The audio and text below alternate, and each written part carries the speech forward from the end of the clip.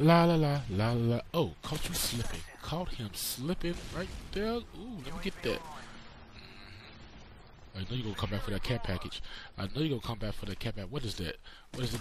Well, get off that cat package, son. You don't want that. What is it? What is it? What is this? It's a Pavlo. Are you serious?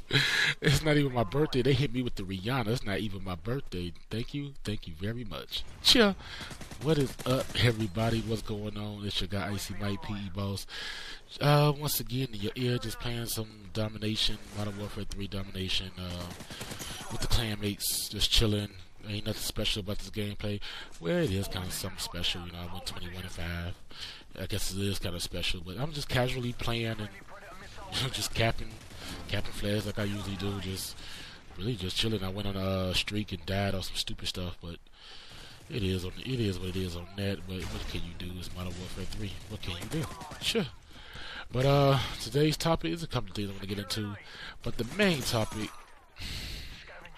neighbors. How do y'all feel about y'all neighbors? Me personally, I hate my neighbors. I wish my neighbors, every neighbor that I had, living on my own, you know, all the neighbors that I had, I always get the shit neighbors. Why do I always get the shit neighbors? You hear this in the background? You hear that? That woke me up at 8 o'clock in the morning. You know, they having construction in the house, that woke me up at 8 o'clock in the morning. Yeah, you know, you the same person that called when I first moved to the neighborhood and I decided to have a housewarming party, and it lasted at 11 o'clock on a Saturday.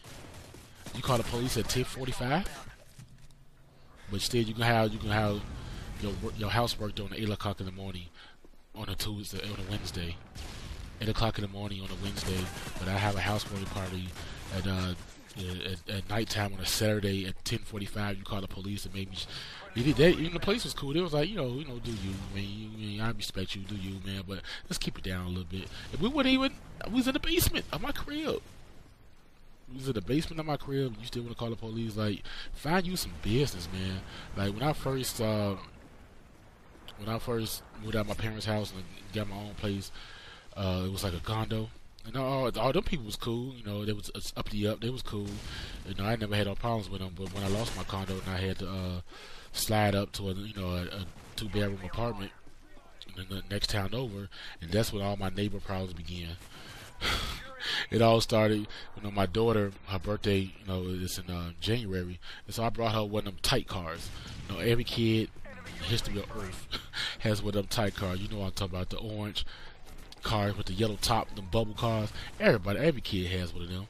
So I went ahead and brought my daughter one of those. You know, it's in January in Chicago, so you know it's cold as hell outside, snow and ice, frost, all of the elements, and you know, it happens. It's in Chicago. So she ride her tight car in the living room of my apartment. Then I'm always getting neighbors. What am I always getting neighbors just beating on the ceiling with the broomstick? Hey, calm down. Hey, stop all the noise. Stop all the noise. Mind you, it's in the early PM. I'm talking about 1 PM, 2 PM, around that time. And plus, you know, it's a kid playing with a toy. So what do you expect? Why the hell is you beating up on the ceiling? So, you know, I'm like, you know what? I ain't gonna pay no attention. You know, I'm just gonna chill. Hey, baby girl, do you play with that? I ain't trying to hear that. Play with your car. I am not trying to hear that F word to neighbors. F word my neighbors. So, you know, I guess it was like a week later. They finally said something. I was in the parking lot, and I went to Aldi's, you know, went grocery shopping, you know, over there, and they finally had the nerve to say something. It was like, you know, I'm not trying to be mean or anything, but you know, I be trying to get some sleep, and you know, your kids be making too much noise. I'm like, hey, you better go on about your business. You better get away from me. And she was high. They was high as hell. It was a couple. They was high as hell. And later I found out they was off that shit.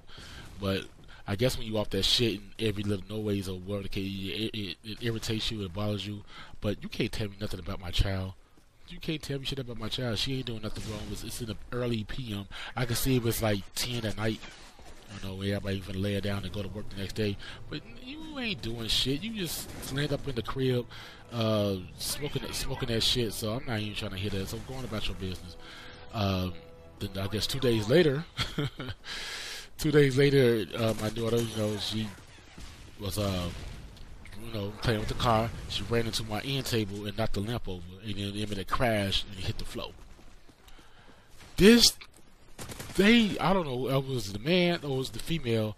They just did like a beat, like they beatboxing on the ceiling. I'm like, hold on, Joe, what the hell? So I went downstairs, like, what's the problem? You making too much noise. Like, first of all, that's my daughter up there playing, and it's 3 p.m. and you ain't doing shit. And I'm smelling it crack. So I see what the problem is now. I see what the problem is, But you know what? Mind your business. Go find you some business. Take that glass dick out your mouth, and say make something with your life. If you beat on this ceiling again, it's gonna be a problem.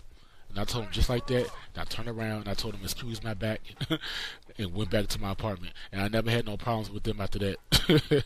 Now, a couple of years later, when I moved into my new crib over here, the neighbor on the right side, they thought it was sweet. I was so kind of rudey, and I moved in. A month later, they're like, you know what, you gotta do something with this tree because I don't own a tree. That's your tree, but why should I have to suffer from your tree? I'm like, what do you mean you have to suffer from the tree? Well, I gotta pay guys every fall to come clean up my gutters, and I would like to have company on my deck, and you got your leaves and everything falling up on my side, and it's not fair to me because it's not my tree. I'm like, lady, you better get the hell out of my face with this. First of all, I mean, it's a tree. It's nature. It's a tree. I don't want the tree there. I don't want the tree more than you do. But it is what it is. It's my tree. You know what I'm saying? It is. It's there. So just deal with it. In my front yard, I don't have a tree in my front yard.